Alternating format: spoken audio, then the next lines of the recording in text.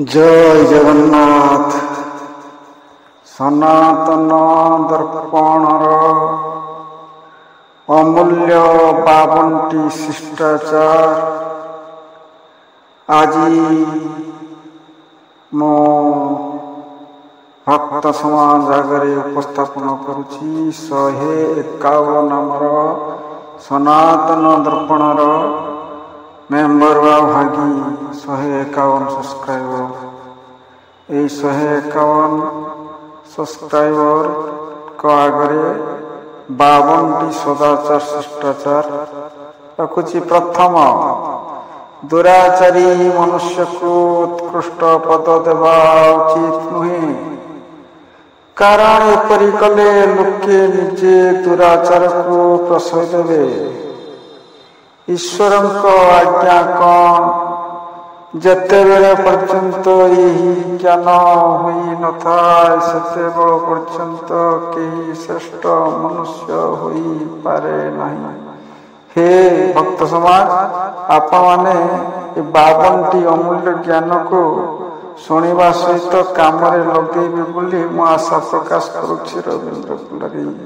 तृतीय को जीवा, काव्य वा पुस्तक 300 पद अछि, किंतु सबुर सार केवल गोटे वाक्य निहित। मनरे अशिष्ट धर्म विचार को स्थान दियो नहीं। चतुर्थ, मनुष्य सौंदर्य को जेते चाहे सेपरी सद्गुण को चाहिबा व्यक्ति प्राय मिलती नहीं। पंचम, कौन सद्गुण एक दुर्लभ वस्तु, इच्छा कर मु सद्गुणता लाभ करिबी, सद्गुणर अधिकारी हुई परिबी। षष्ठ, सद्गुण कौन, अधिकार बेश, बुद्धि कम, योजना बेसी, शक्ति कम, बोझ भारी। एपरी परिस्थिति रे सफलता मिलिबा दुर्लभ। हे भक्त समाज, आपण माने ध्यान देउथिबे। सप्तम को जीवा, श्रेष्ठ मनुष्य सद्गुणर चिंतन करे, निकृष्ट व्यक्ति सुख सुविधार चिंतन करे। अष्टम, बड़ मनीष महान व्यक्ति निजर दोष देखे, निकृष्ट व्यक्ति अन्यर दोष देखे। नवम, जदि विद्या को विचार द्वारा हजम न करि पार, तेबे तार अर्जन पाई करा जाइथिबा श्रम बेकार जा। दशम, जदि तुमे मनुष्यर सेवा करि न पारिबो, तेबे देवतार सेवा करिब किपरि।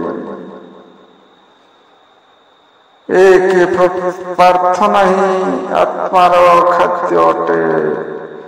दुई भारी वस्तु परि हल्का हो जाए जदि ताको प्रेम पूर्वक उठाइबा व्यक्ति था। तृतीय, आम ठारे जहा किछि अछि ताहा भगवान को अर्पण करि दियो। चतुर्थ, समस्त विषय मनुष्य मन वचन कर्म पर निर्भर करे। पंचम, जो पदार्थ दरकार नहीं तार स्वाद पाई कहीं लालायित हेबो। षष्ठ, हृदय थरे शुद्ध हेले मृत्यु पर्यंत कायर रहे। सप्तम, अनासक्त कार्य शक्ति प्रद, कारण अनासक्त कार्य भगवान शक्ति। अष्टम, उन्नतिर मूलमंत्र आत्मसमर्पण, उन्नतिर अर्थ आत्मज्ञान। नवम, न खाद्य स्वाद पाई नुहे केवल शरीर धारण पाई ग्रहण कर। दशम, लोभ त्याग कर। एकादश, आत्मा बुद्धि द्वारा मन रे प्रफुल्लता से। ଦ୍ୱାଦଶ ଗୁରୁଜନଙ୍କର ଲାଲ ଆଖିରେ ଅମୃତ ଦେଖ, ତାଙ୍କ ଆଦର ଯୋଗ୍ୟ ହୁଅ। ତ୍ରୟୋଦଶ ଈଶ୍ୱର କଣ ଗରିବର ସେବା। ଚତୁର୍ଦଶ ଲୋଭ ଏବଂ କପଟ ହିଂସାର ଜନକ। ପଞ୍ଚଦଶ ତପସ୍ୟା ଜୀବନର ସର୍ବାପେକ୍ଷା ବଡ଼ କଳା। ଷୋଡ଼ଶ ଅନାସକ୍ତ ହୋଇ ଯେ ପ୍ରେମ କରେ ସେ କ୍ଳାନ୍ତ ହୁଏ ନାହିଁ। ସପ୍ତଦଶ ପ୍ରକୃତି ନିଃସ୍ୱାର୍ଥ ସେବା ସତ୍ୟ ପ୍ରାର୍ଥନା ଅଟେ। ଅଷ୍ଟାଦଶ ବ୍ରହ୍ମଚର୍ଯ୍ୟ ମହାନ, ବ୍ୟଭିଚାର ନିକୃଷ୍ଟତମ। ଊନବିଂଶ ଜୀବନର ସ୍ୱରୂପ ସର୍ବାପେକ୍ଷା ଉଚ୍ଚ ଏବଂ ସର୍ବାପେକ୍ଷା ମହତ୍ କଥା। ଦଶମ ଯିଏ ଜୀବନର ଲୋଭ ଛାଡ଼ି ବଞ୍ଚେ ସେ ଠିକ୍ ମଣିଷ। ଏକବିଂଶ ପାପୀକୁ ପୁଣ୍ୟ ଅଡ଼ୁଆ ଲାଗେ, ଉଚ୍ଛୃଙ୍ଖଳକୁ ସଂଯମ ଅଡ଼ୁଆ ଲାଗେ। ଦ୍ୱାବିଂଶ ଯିଏ ଯେପରି କହେ ସେପରି କରେ କି ନା ସେଥିରୁ ତାର ପରୀକ୍ଷା ହୋଇଥାଏ। ତ୍ରୟୋବିଂଶ ଯାହାର ମନ ପବିତ୍ର ତାର ରକ୍ଷା ଭଗବାନ ନିଶ୍ଚୟ କରିବେ। ଚତୁର୍ବିଂଶ ଭଗବାନ ମନୁଷ୍ୟକୁ ନିଜ ପରି ଗଢ଼ିଲେ, କିନ୍ତୁ ମନୁଷ୍ୟ ଭଗବାନଙ୍କୁ କିପରି ଗଢ଼ିଲା। 25 ଯେଉଁମାନେ ନିଜର ଦୋଷକୁ ଗୁଣ ବୋଲି ଭାବନ୍ତି ଭଗବାନ ସେମାନଙ୍କ ଠାରୁ ଦୂରକୁ ପଳାନ୍ତି। 26 ନିଜ ପଡ଼ୋଶୀର ସର୍ବଦା ଗୁଣ ଏବଂ ନିଜର ଦୋଷ ଦେଖ। 27 ଶିଷ୍ଟାଚାର ତାର ମହାନ ଶକ୍ତି ଦ୍ୱାରା ସଂସ୍କୃତିର ସ୍ୱୟଂ ପରିଚୟ ଦିଏ। 28 ସଂଯମ ମନୁଷ୍ୟକୁ ସୁଶୋଭିତ କରେ। 29 ଯଦି ମୁଁ ଶିଷ୍ଟ ହେବି ମୋ ସାଙ୍ଗମାନେ ବି ଶିଷ୍ଟ ହେବେ। 30 ପ୍ରାର୍ଥନାର ଅର୍ଥ ହିଁ ସଦାଚାରୀ ହେବା। 31 ଯେଉଁଠାରେ ବଚନ ଓ ମନ ଏକତା ନାହିଁ ସେଠାରେ ବଚନ କେବଳ ମିଥ୍ୟାତ୍ୱ ଅଟେ। 32 ମିଥ୍ୟା ଭାଷଣ ଓ ଭାଷଣ ଦେବା ବ୍ୟକ୍ତି ଭୟଙ୍କର ଠାରୁ ଦୂରରେ ରହିବ। 33 ଆମ ମଧ୍ୟରେ ଯଦି ସତ୍ୟ ଥିବ ତାର ପ୍ରଭାବ ଆପେ ଆପେ ଲୋକଙ୍କ ଉପରେ ପଡ଼ିବ। 34 ମାଗଣାରେ ମିଳୁଥିବା କ୍ଷୀରି ଅପେକ୍ଷା ପରିଶ୍ରମ ଲବ୍ଧ ପଖାଳ ଭାତ ଶ୍ରେଷ୍ଠ। 35 ମନୁଷ୍ୟକୁ ନିଜ ଆଡ଼କୁ ଆକର୍ଷଣ କରିବାର ଅସଲ ଚୁମ୍ବକ କେବଳ ଶିଷ୍ଟାଚାର। 36 ଯେତେ ଦୁଃଖପୂର୍ଣ୍ଣ ପରିସ୍ଥିତିରେ ମଧ୍ୟ ତାର ଚର୍ଚ୍ଚା କଠୋର ଶବ୍ଦର ନ କରିବା ଶିଷ୍ଟାଚାର। 37 ଦୁନିଆରେ ସବୁଠାରୁ ବଡ଼ ଶକ୍ତି ଶିଷ୍ଟାଚାର।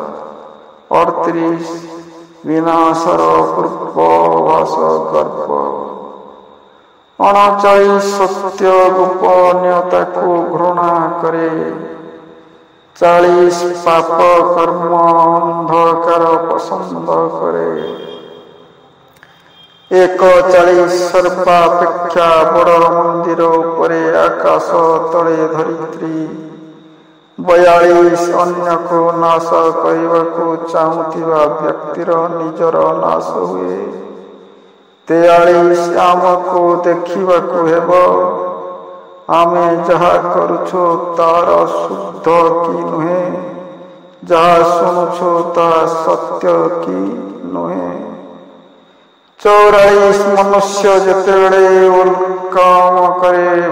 କାମ କରେ ସମାଜ ତାର ଭାଗିଦାରୀ ହୁଏ। ନିଜର ଗଲତି ସ୍ୱୀକାର କରିନେଲେ ଆମର ଖୁବ୍ ଲାଭ ହେବ, ବ୍ୟବହାର ସୁସ୍ଥ ହେବ। 46 शिष्टाचार एवं सहन शक्ति आम संस्कृतिर स्वयं परिचायक। 47 गीतार भक्ति को सुख कौन नहीं किंवा दुख कौन नहीं। 48 सत्कर्म द्वारा मनुष्यर उत्थान हुए, असत्कर्म द्वारा पतन हुए। 49 जेपरी अन्य मिथ्या मार्ग प्रदर्शक न हुए सेपरी चेष्टा करुछि। 50 खुराक बदआदमी पाई औषध अच्छी किंतु व्यचार बदआदमी आत्मा को बिगाड़ी दिए। 51 मनुष्य स्वयं निजर उद्धारक, निजर शत्रु एवं निजर विनाशक अटे। 52 जो धर्म सत्य अहिंसार विरोधी ताहा धर्म नुहे। 53 आलस्यर एक प्रकार हिंसा अटे। 54 मौन एक ब्रह्मास्त्र अटे। 55 अत्यंत विरोधी परिस्थिति रे ही मनुष्य परीक्षा लेता। 56 एपरी भाव नहीं कि तुम द्वारा केवे भूल हेब नहीं। 57 संयम मनुष्य को सुशोभित करे। 58 शैतान मनुष्यर कमजोरी बढ़ाई दे। 59 मानवता को संरक्षण करुथिबा दैवी संपद शिष्टाचार, अभय अंतकरण शुद्धि दान दम यज्ञ सुदय दर्प अहिंसा सत्य कृत त्याग शांति दया लज्जा तेज क्षमा शौच अद्रुद। 60 मानवता को विनाश करुथिबा असुरी संपद दंभ दर्प अभिमान क्रोध ज्ञान औशोच सदाचार भंड कर्म मद मोह चिंता भोग विलिप्सा शत्रुता धन अभिमान अहंकार परतोष दर्शन आसक्ति ममता। जय जगन्नाथ महाप्रभु जगतर मंगल करंतु। जय जगन्नाथ।